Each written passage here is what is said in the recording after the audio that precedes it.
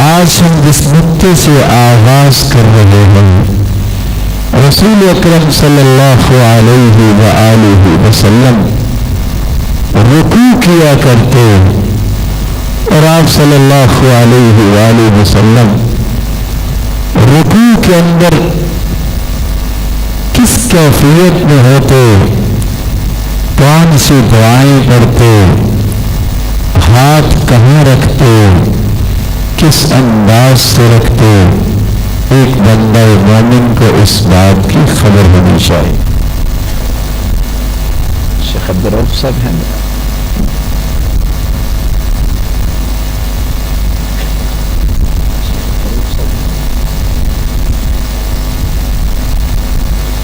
آپ صلی اللہ علیہ وسلم کا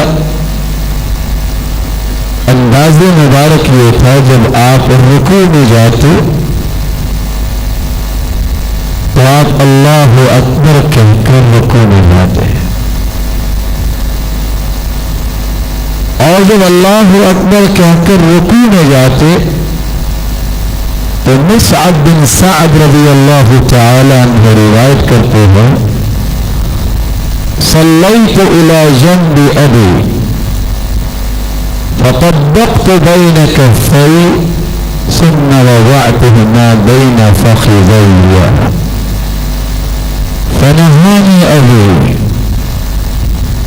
میں نے اپنے باپ کے ساتھ نماز پڑھی، میں نے دونوں ہاتھوں کو اس طرح جوڑ کے دونوں گھٹنوں کے درمیان رکھا، دونوں رانوں کے درمیان، میرے باپ نے مجھے منع کیا۔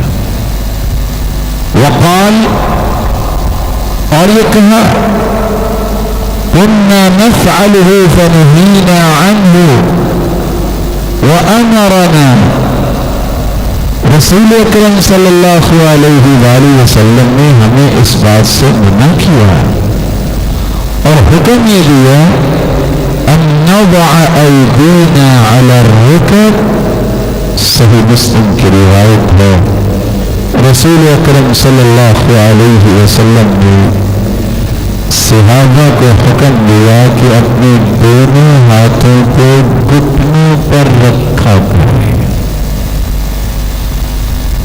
دونوں ہاتھوں کو گھٹنوں کو رکھنا ہے تو کیسے رکھنا ہے؟ جناب ابو حمید الساعدی رضی اللہ تعالی عنہ روایت کرتے ہیں، انا كنت احفظكم لصلاة رسول اللہ صلی اللہ علیہ وسلم، میں اللہ کے رسول صلی اللہ علیہ وسلم کی نماز کو تم سے زیادہ یاد رکھنے والا ہوں۔ رأیتہ، میں نے اپنی آنکھوں سے دیکھا اللہ کے رسول صلی اللہ علیہ وسلم اذا کبر، جب اللہ اکبر کہتے، جعل یدیہ حول منکبیہ، تو رکوع میں جاتے وقت اللہ اکبر کہہ کے دونوں ہاتھوں کو کندھوں کے برابر لے آتے۔ وَإِذَا رَكَعَ، جب رکوع کی حالت میں چلے جاتے، أَمْكَنَ يَدَيْهِ مِنْ رُكْبَتَيْهِ، تو آپ اپنے ہاتھوں کو رکوع کی حالت میں گھٹنوں پر خوب ٹکا لیتے، اور صحابی کہتے ہیں وَفَرَّجَ بَيْنَ أَصَابِعِهِ، جب آپ اپنے گھٹنے پہ ہاتھ رکھتے تو اپنی انگلیوں کو کھول کے اپنے گھٹنے پہ رکھتے۔ ثم حصر ظہرہ، پھر آپ صلی اللہ علیہ وآلہ وسلم اپنی پشت کو خوب جھکا لیتے۔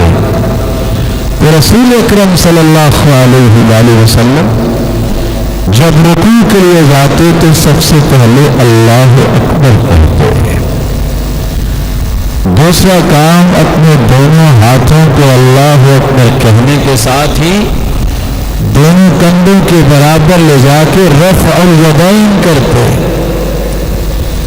رکوع میں جاتے وقت آپ اپنے دونوں ہاتھوں کو گھٹنوں پر رکھتے.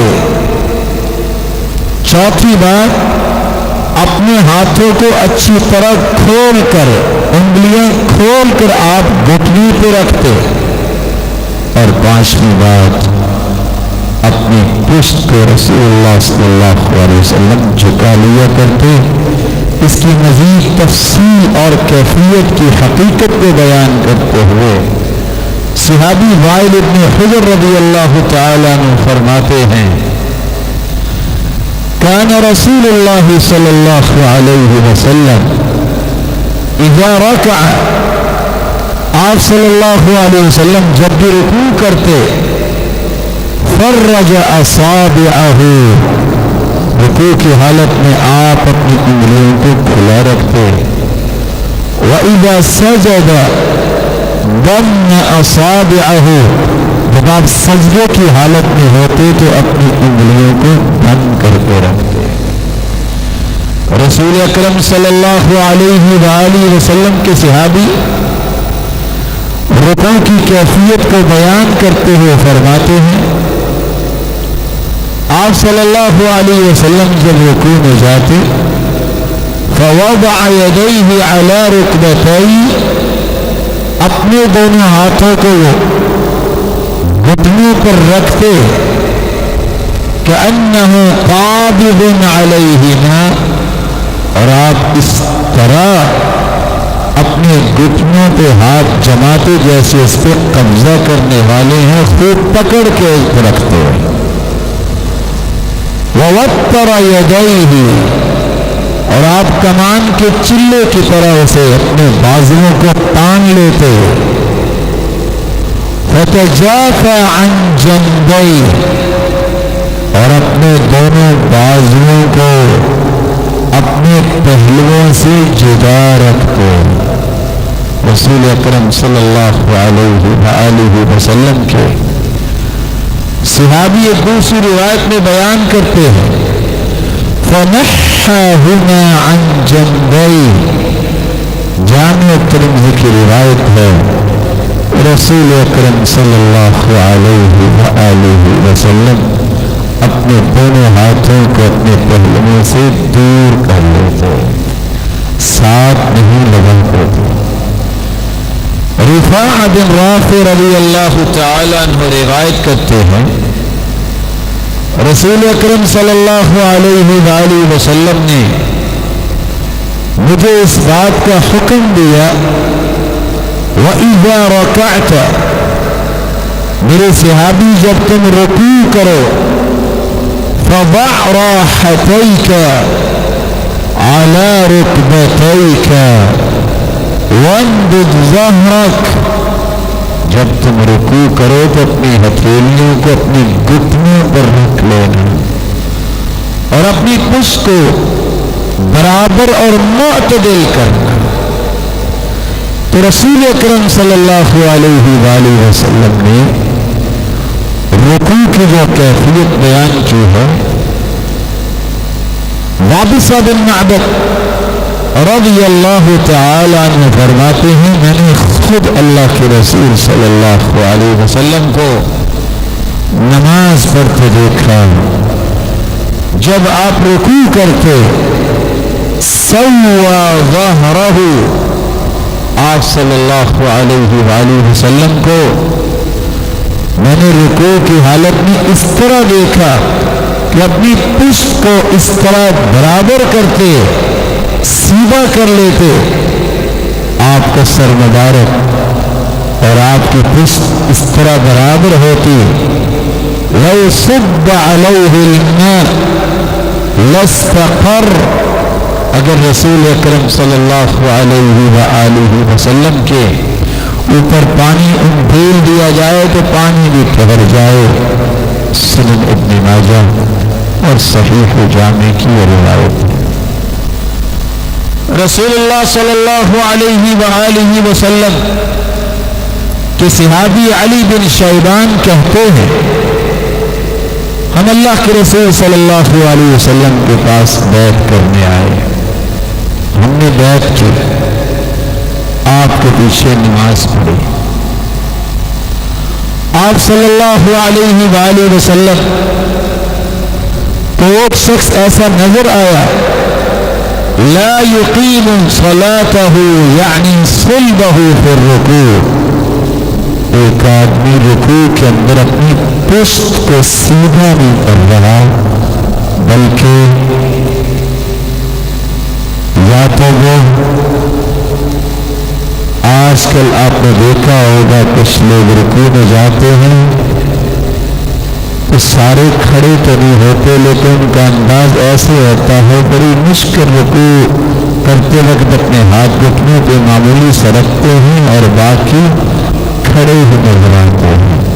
تو رسول اکرم صلی اللہ علیہ وسلم نے جب دیکھا کہ ایک آدمی نے پشت کو سیدھا نہیں کیا اور آپ صلی اللہ علیہ وسلم نے جب نماز پڑھ لی، اور آپ کے علم میں ہونا چاہیے کہ آپ نماز کی حالت میں بھی مہر نبوت سے نمازیوں کو دیکھا کرتے تھے۔ آپ نے نماز کے بعد یہ فرمایا یا معشر المسلمین لا صلاة لمن لا يقيم صلبہ فی الرکوع والسجود، جو شخص اپنی پشت کو صحیح کیفیت میں اعتدال کے ساتھ نہیں رکھتا، سجدے اور رکوع میں اس کی نماز ہوگی۔ رسول اللہ صلی اللہ علیہ وآلہ وسلم کے صحابی ابو مسعود بدری رضی اللہ تعالی عنہ روایت کرتے ہیں رسول اکرم صلی اللہ علیہ وسلم نے فرمایا لا تجزئ صلاة الرجل حتى يقيم ظهره في الركوع والسجود،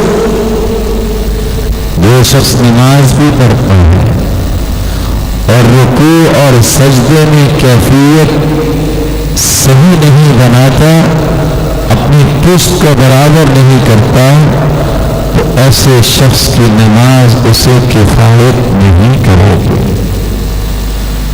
رسول اللہ صلی اللہ علیہ وسلم کے صحابی عبداللہ بن عمر رضی اللہ تعالی عنہ بیان کرتے ہیں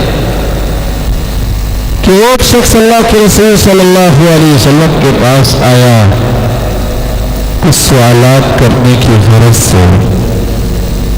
اس نے سوال کیے، اللہ کے رسول نے جواب دیے، آپ صلی اللہ علیہ وسلم نے ساتھ اسے نصیحت کی، میرے صحابی جب تم رکوع کرو تو تمہاری حالت یہ ہونی چاہیے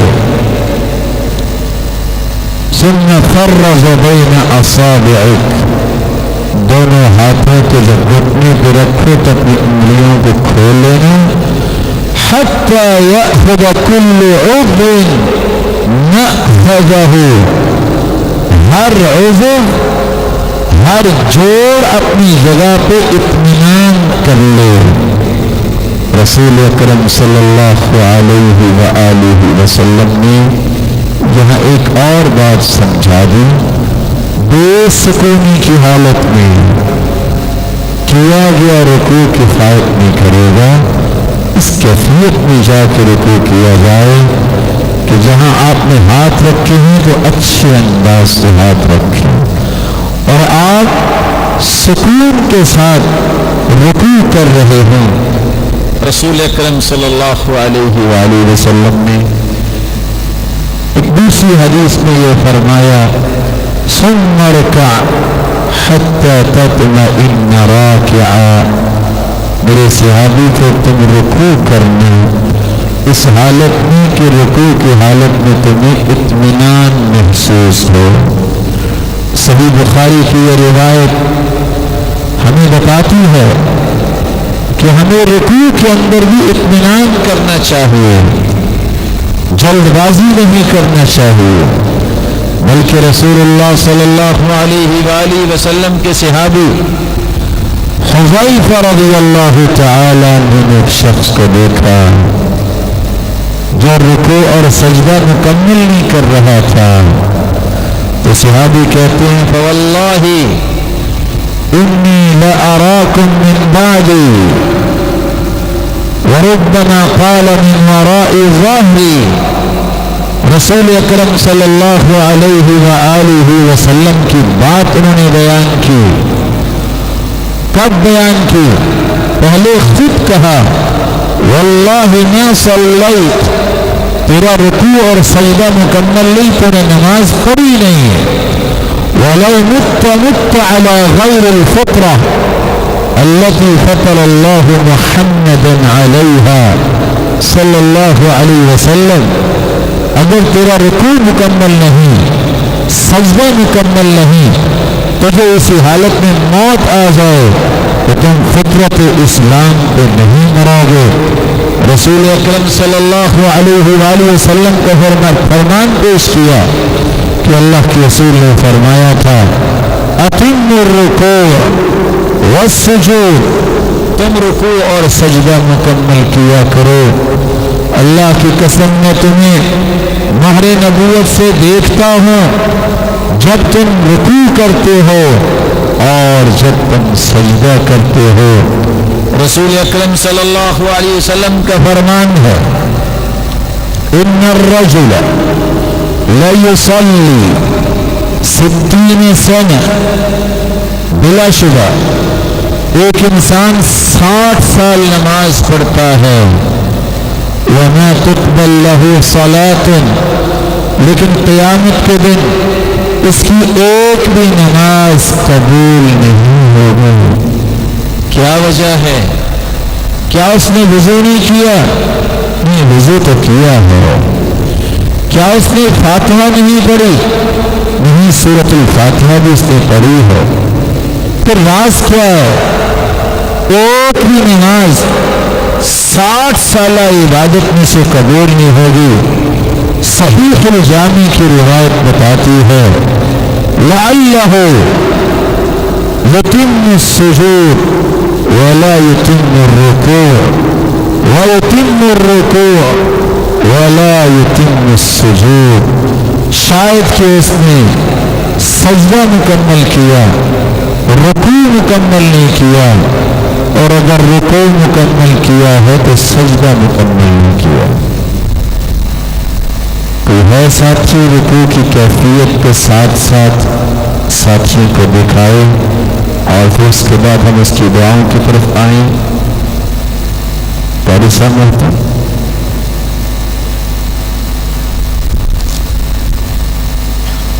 یہاں آگے تشریف لے آئیے. جو سویا ہوا ہے ذرا ہاتھ کھڑا کریں. اچھا، 2 ساتھی ہیں جن نے ماشاءاللہ سوتے ہوئے بھی ہاتھ کھڑا کیا. غور کیجیے گا رکوع کیسے کرتے ہیں. سب سے پہلے اللہ کے رسول اللہ اکبر کہتے ہیں اور ساتھ ہی اپنے دونوں ہاتھوں کو کندھوں کے برابر لے جاتے. دیکھ رہے ہیں سب بھائی، آپ صلی اللہ علیہ وآلہ وسلم اللہ اکبر کہتے ایک بار، دونوں ہاتھوں کو کندھوں کے برابر لے جاتے 2 باتیں، اور پھر اپنے سر کو جھکا کے اپنے ہاتھوں کو دونوں گھٹنوں پہ رکھتے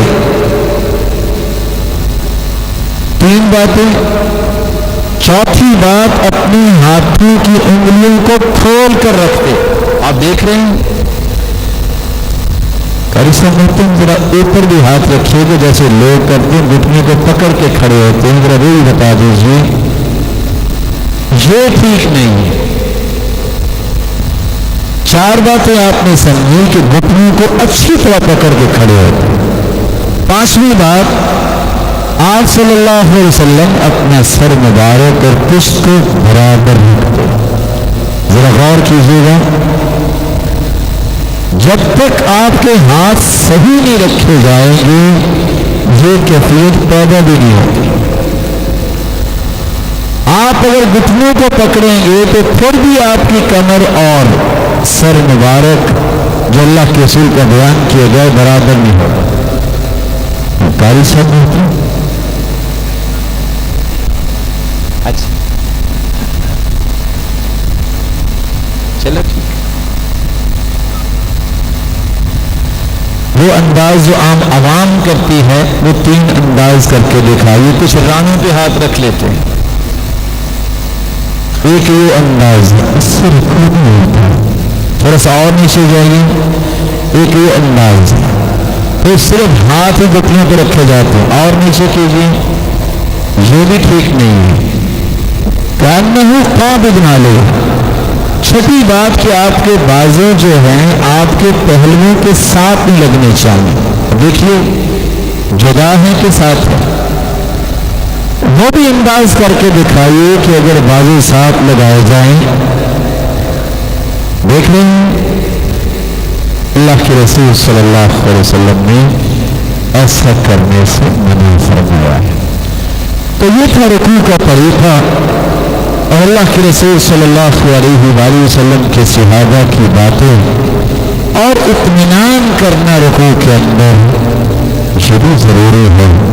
اس کا رکوع اور سجدہ مکمل نہیں، اس کی 7 سالہ عبادت بھی رسول مقبول صلی اللہ علیہ وسلم فرماتے ہیں کہ ساری عبادت ایسے ہی کی ہے تو ایک بھی نماز اس کی قبول نہیں ہوگی۔